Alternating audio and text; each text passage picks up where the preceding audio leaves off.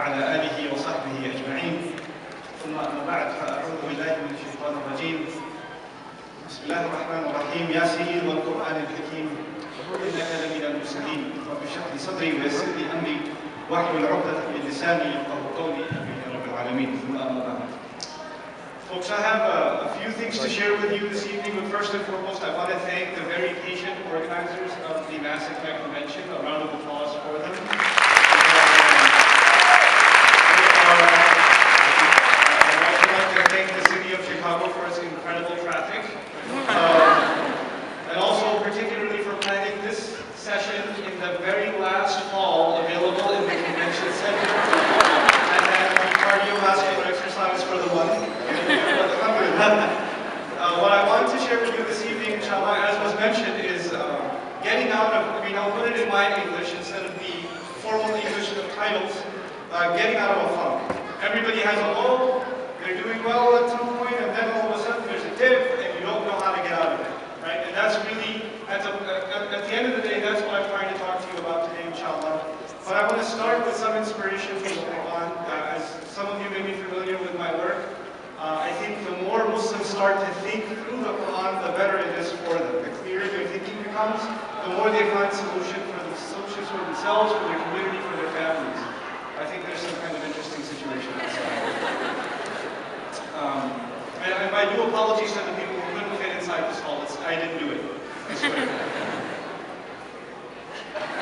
So, in any case, so our messenger, sallallahu alayhi wa sallam, actually also was overwhelmed at times.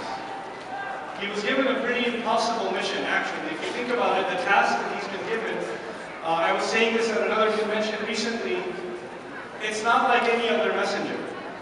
Any other messenger had to deal with one nation. He has to deal, and if they don't believe that the burden of that nation is going to be destroyed, they're not going to survive the wrath of Allah in the gross disobedience that they're in, and this would give every messenger nightmares, and they would night after night, day after day, week after week, year after year, decade after decade, commit themselves to preaching to these people so maybe they can find their way back. And they will lose sleep over it, they would cry over it. But our messenger, sallallahu alayhi wa sallam, wasn't just sent to the Quraysh. He wasn't just sent to one disobedient, stubborn nation. As a matter of fact, he had the burden of the entire planet on his shoulders, knowing that no other messenger is coming. And if he doesn't succeed with these people, then the responsibility of guidance never reaching the far corners of humanity.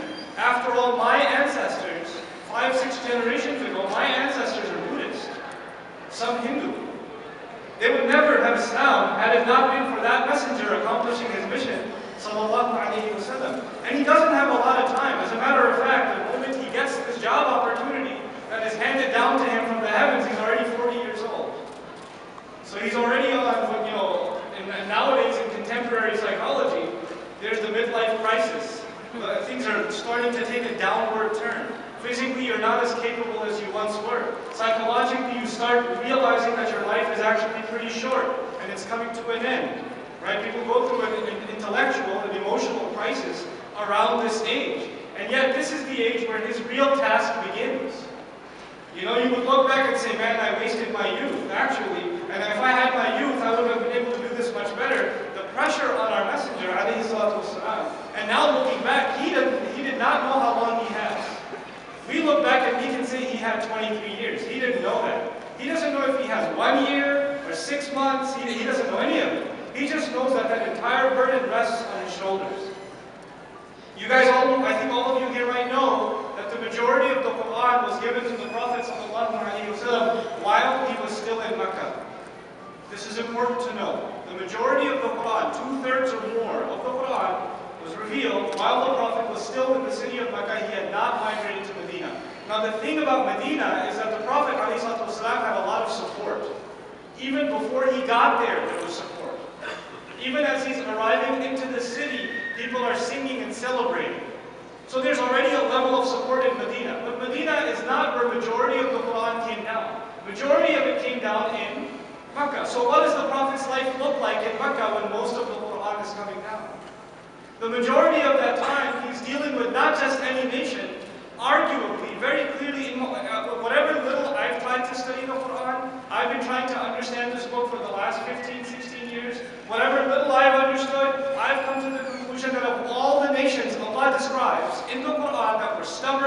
not willing to listen, they were hard-headed. The Meccans take the cake. These guys win the Olympic gold medal when it comes to not listening. They were given the most profound messenger, the softest of all messengers, the kindest of all human beings. They were given the most powerful of all revelations. And yet, and you know what, other nations, you could argue the pharaohs actually had a reason to be full of pride. I mean, their architecture is still on the dollar bill. I mean, they had a reason to be full of pride. They were people that used to come, kings and princes from all civilizations, the Greeks, the Persians. They used to send their princes over to the Egyptians for higher education. So they had a reason to be a proud civilization.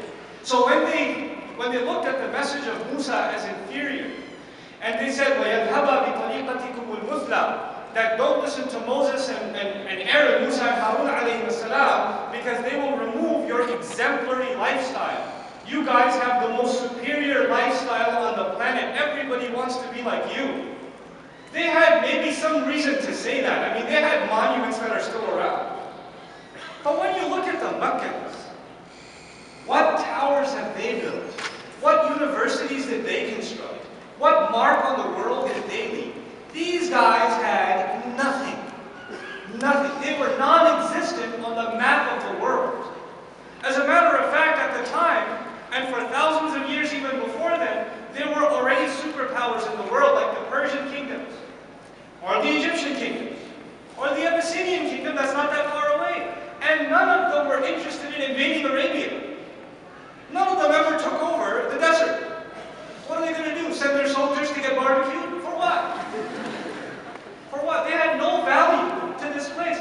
These people presented no economic, no strategic, no political value, no civilizational value. They gave no literature to the world, no philosophy to the world. They had no legacy to leave behind. They were unknown to the map of the world.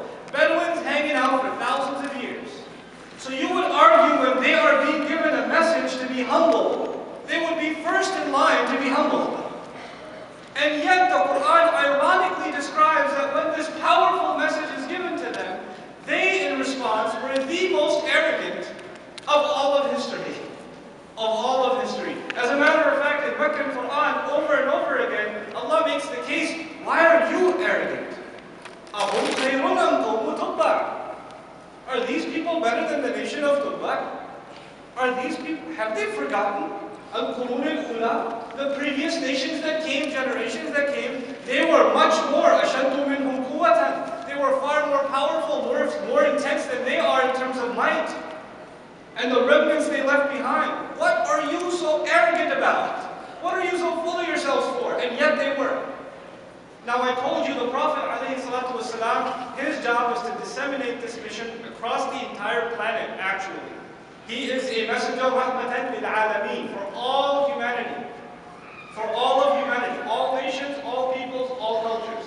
But his job begins in this unknown place in the map of the world, in this desert. The only thing that actually makes it significant is one dua of Ibrahim alayhi salam. That's all that makes this place significant. Is the migration of that one man when he was by himself, alayhi salam, building the house of Allah. That's the only reason it's significant. Now, having said that, 2/3 of the Quran is being revealed, and these people just won't listen. You know when you're trying to accomplish something and you're not getting anywhere? You're trying to get across to these people, and instead of maybe being, okay, fine, they don't listen. Not only do they not listen, they get more aggressive. They get even more stubborn the next day. And it's not like Allah is not giving them one way of explaining things. كَذَلِكَ نُصَرِّفُ الْآيَاتِ. This is how we keep alternating the message and the verses and the miracles. Allah explains things one way, then another way, then another way, then another way. Oh my God! So many opportunities to understand this message. It's not like there's anything missing in the message itself. أَوَلَمْ يَكْفِيهِمْ أَنَّا أَنزَلْنَا عَلَيْكَ الْكِتَابَ يُتْلَى عَلَيْهِمْ. Isn't it enough for them that we've sent the book down that's being read onto them? The book was clearly enough. And it's not like the messenger is not a great teacher. He's the greatest teacher there ever was. Sallallahu alayhi wa sallam. So there's nothing wrong with the curriculum, and there's nothing wrong with the teacher. And somehow still education is not taking place. This can get